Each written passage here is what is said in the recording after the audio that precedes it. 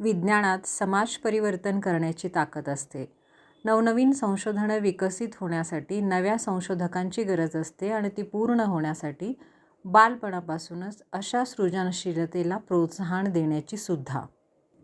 पवनचक्की, सूर्यप्रकाश, टाकाऊ पदार्थातून ऊर्जा निर्माण करणारे प्रकल्प, पाणी शुद्ध करण्याच्या संकल्पना, अंध व्यक्तींसाठी चष्मासुद्धा, प्लास्टिकपासून पेट्रोलची निर्मिती, असे कितीतरी वैज्ञानिक प्रयोग या चिमुकल्यांच्या हातून घडताना पाहून मनोमन आनंद तर वाटत होताच, पण त्याचबरोबर डॉक्टर अब्दुल कलामांच्या स्वप्नातील भारत प्रत्यक्ष उतरताना दिसत होता.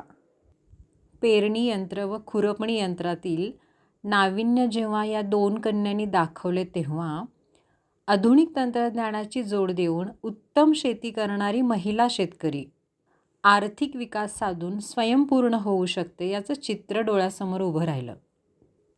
2 विद्यार्थ्यांचे प्रयोग फेल गेल्यानं त्यांची आलेली नाराजी दूर करताना, त्यांना उभारी देताना 1000 प्रयोग फसल्यानंतर दिव्याचा शोध लावणाऱ्या एडिसनची आठवण आली आणि प्रेरणासुद्धा मिळाली. ही नवी पिढी बुद्धिमान आहे, सृजनशील आहे.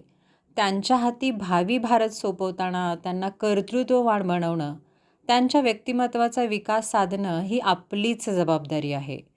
रामकृष्ण हरी.